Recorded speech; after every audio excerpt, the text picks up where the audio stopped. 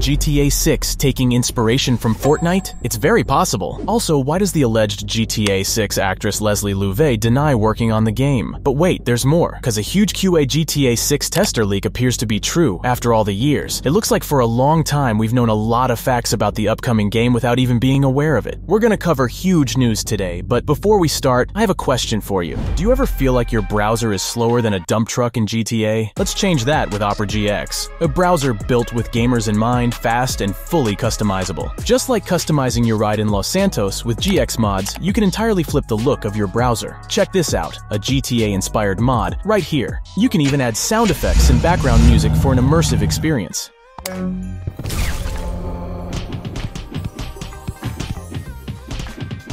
Every installed mod can be easily enabled and disabled directly from the sidebar. That's the GX Corner. In a single click, you'll find gaming's hottest deals, new releases, free games, and the latest gaming news all in one place. You can even filter by platform to keep things personally tailored. What about making the switch? It's faster than waiting for GTA 6. Trust me, Opera GX's import tool lets you transfer all your settings like bookmarks, cookies, and, well, also the browsing history from your previous browser. And unlike the smartphone in GTA 5, Opera GX integrates apps like TikTok, Discord, and other messengers directly into the sidebar. Multitasking was never easier. I'm sure you're ready to stop browsing like an NPC and start browsing like a real gamer. Click the link in the description below or in the pinned comment to download Opera GX for free. Unlike GTA+, Opera GX offers tons of value and it's completely free. But getting back to the video, have you ever wondered which games Rockstar Games could take inspiration from when creating GTA 6? There are certainly many such games, but what if I told you that Fortnite is one of them? We all know that one of the reasons why Grand Theft Auto games have become famous is their incredible radio soundtracks. From the iconic tunes of Vice City to the nostalgic beats of San Andreas, Rockstar Games has always nailed the art of curating songs for in-game radio stations. But as time has passed, the radio stations in GTA have started to feel static and stale, especially in GTA 5. On the other hand, Fortnite has shown us how dynamic and exciting an in-game music experience can be. Every time you log into Fortnite, you're hearing some new tracks on the in-game radio. Whether it's the latest hits or a mix of oldies and recent releases, Fortnite keeps its music fresh and ever-evolving. And that got me thinking, why shouldn't GTA 6 follow suit? Imagine this. You start up GTA 6, hop into a car, and suddenly, a brand new song starts playing on the radio. The DJ even mentions it, immersing you in a world that feels alive and in tune with the real music scene. This feature would breathe new life into the game, making each playthrough feel unique and exciting. Sure, Rockstar has made some updates to GTA Online's music library over the years, but they've been few and far between. And let's be honest, most of those tracks weren't exactly radio hits. It's time for Rockstar to step up their game and deliver a more dynamic experience in GTA 6. Now, I'm not saying that Rockstar should simply add Spotify support or generic playlists. I really appreciate their dedication to curating a vibe that suits the game's world. What I'm saying is that Rockstar should continue their way of selecting the songs,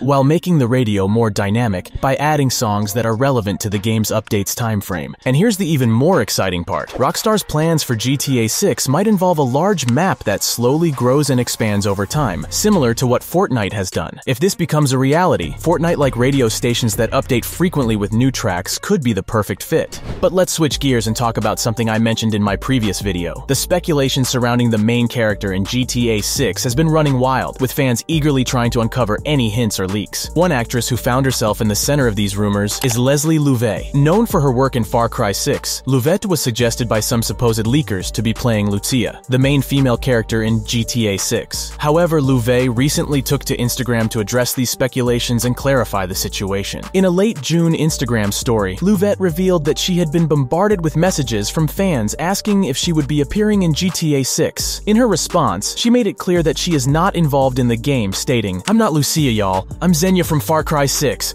Stop messaging me, people." It seems that fans had their sights set on the wrong target with this specific rumor. So, who is the actor playing Lucia then? We still don't have a definite answer. Rockstar Games sometimes likes to cast actors and actresses of very little notoriety, so there's a chance the person playing Lucia is a completely unknown name that thus can't even be discovered. Previously, there was strong belief that it could be Alexandra Cristina Echevarri, based on her professional profile where she mentioned her work as a principal character in a Rockstar game. Additionally, her previous voiceover work and a striking resemblance to Lucia from the leaks fueled even more curiosity. In GTA 5, the voice voice actors, namely Ned Luke, Stephen Ogg, and Sean Fontino, were also the main characters of the game. Drawing from this theory, some have speculated that Alexandra could potentially be the inspiration or role model for Lucia in GTA 6. However, until official announcements are made, we must approach these theories with a healthy dose of skepticism. In the last few days, there has been quite a buzz surrounding the possibility of a Red Dead Redemption remaster. The Game Rating and Administration Committee of Korea recently published a new rating for RDR on June 15th. If you haven't already, make sure to check out my previous video where I discuss this exciting news. Now, amidst all the excitement, a user on the GTA forums raised an interesting question. Do you all think the GTA 4 remaster could also be a possibility again? Well, according to Rockstar Games insider and data miner Tez2, the chances seem to be slim. He replied, "No. RDR 1 was more meant to be the next project regardless. GTA 4 was more in the air." Tez2 went on to shed more light on the situation, saying, "Their long-term plan was to expand to other non-GTA series after GTA Definitive Edition. This dates back 2 or 3 years ago. RDR 1 and Max Payne was eventually going to happen. Rockstar and Take-Two had a future laid out for Grove Street Games all before the GTA Definitive Edition fiasco. For Take-Two, it's not just remasters, but the mobile industry too.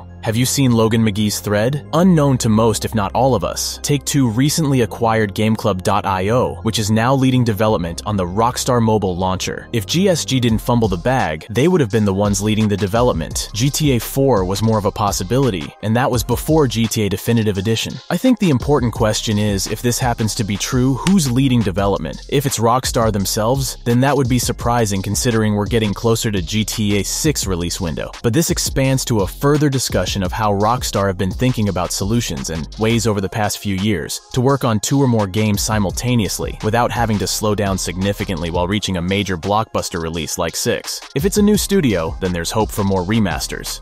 I don't think there's much to add. I just truly hope that we'll see GTA 4 remaster or remake one day. This game is a masterpiece. The next thing is crazy because 4 years ago, there was a huge leak from QA tester for Red Dead Redemption 2 and GTA 6. It appears the leak was real. Just listen what he said. "I did QA testing for RDR 2 and GTA 6, the latter starting pre-production in 2014, I believe. I was using a PS5 dev kit. The game entered large-scale development sometime around late 2016 during the time frame Rockstar began marketing Red Dead Redemption 2. Half the studios went full force on RDR, the other half on GTA 6. Some background first. RDR 2 was a huge project for Rockstar, and apparently a ton of morale was lost. The game makers weren't even sure if they were making a game that was fun to play as the studio heads kept pushing everyone to incorporate all these state-of-the-art immersive qualities and attention to detail, especially in the wildlife and visuals department. Overall, RDR 2 was a daunting project that sucked the soul out of just about everyone. However, the Rockstar guys were pretty adamant about returning to the series and revisiting the Vander Linde legacy, they like to call it. They were very fond of the story they had created for Arthur Morgan. It was essentially their soul game, but RDR 2 was also sort of seen as a test mule for GTA 6, even though a ton of passion and blood was put into it. And the producers behind it were more than confident in it being a critical success just off brand and hype alone. They ultimately knew a techie game had to be made before GTA 6 just to see where the company's footprint was in the next-gen sphere. Rockstar knew GTA 6 wouldn't be feasible on PS4 and Xbox One if they wanted to pull off a generation-defining GTA title that pushed the bar. They also had RDR 2 on their hands. GTA 5 was also kind of seen as their mainline GTA, since it originally came out on the PS3 and Xbox 360's deathbed, but had a ton of staying power even today as we're approaching the 9th generation. Overhead some mates at the studio joking about GTA 5 being a one-man casino for Rockstar, the game that just keeps on giving. Anyways, RDR 2's engine is sorta a precursor to GTA 6. You might have noticed just how amazingly crafted and realistic the volumetric clouds were in RDR 2's skybox, despite only ever being able to take in the skies in one mission, the hot air balloon one. This is because GTA 6 is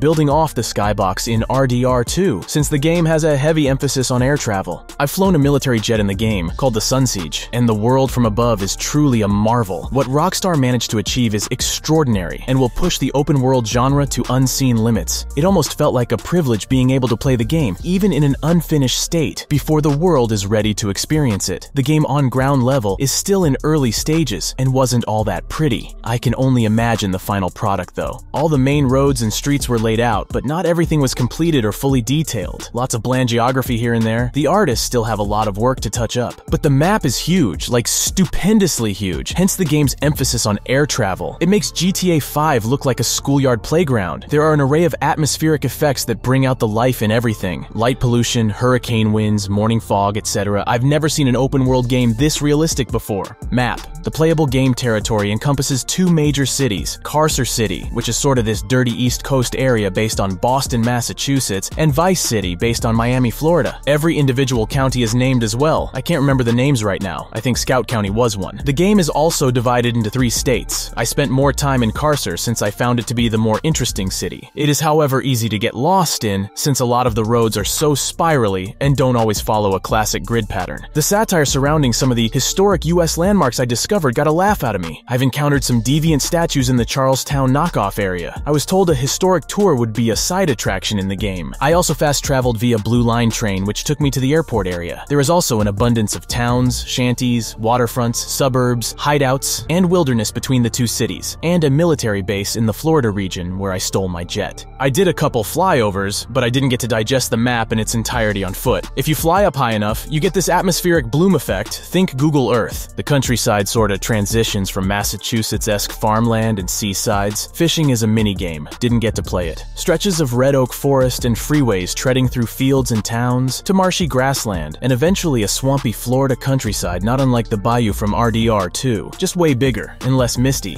It's a very long and gradual transition between the 2 cities, but it's a little awkward traveling from Boston to Miami without any other major US cities in between save some small towns. It's a very long and gradual transition between the 2 cities, but it's a little awkward traveling from Boston to Miami without any other major US cities in between. It's still well realized even in an unfinished state. There are also small chunks of islands based on the Keys, dubbed the Chain in GTA 6's world, connected via a long highway, based on the 7-mile bridge. I had lots of fun trying to survive a cop chase while crossing the entire bridge, which is really only like 2 miles long in the actual game. The aesthetic of Vice City's area is very similar to the Bayou and Gorma from RDR2. Again, think Test Mule. The water effects are on par with Sea of Thieves, just stunning. There is underwater exploration as well, but I didn't spend too much time below the surface. Overall, the map design is the most authentic yet in a Rockstar game. It doesn't feel as gamey as RDR2 or GTA 5, where biomes felt compressed next to each other. They really went all out, and it shows. I felt very overwhelmed exploring such a huge and richly detailed game world. I can't even remember everything. So many roads and huge spaces. It'll take many long hours to memorize this map without relying on the radar. There was way more info, but I focused on the most important part. So as you can see, even though this message is from a few years ago, this guy knew a lot. Last year's leaks prove that many RDR2 mechanics are in GTA 6. Plus the Vice City map he mentioned appeared to be the main city in the game. The Carcer City is what interested me even more. It's a fascinating connection to a different Rockstar IP, Manhunt. While the previous GTA games from the 3D era subtly referenced Manhunt through minor Easter eggs, the possibility of seeing this city in one of the future GTAs seemed impossible. Overall, his whole message seemed to be legit. Of course, there may be a big part of things Rockstar was only testing, and we won't see them in the final product. It's possible that the game will come out with just the Vice City map at first, and then will be expanded with Carcer City and other locations. Let me know in the comments down below, what do you think about all of this? So, since we covered all the news today, I want to take a moment to shout out all my amazing patrons. Your generous support helps keep this channel going, and I can't thank you enough for that. I hope you all enjoyed today's video. If so, please give it a like and don't forget to hit the subscribe button and the bell to be updated about my next videos. Thanks for watching till the end. Have a great day, everyone, and see you in the next one.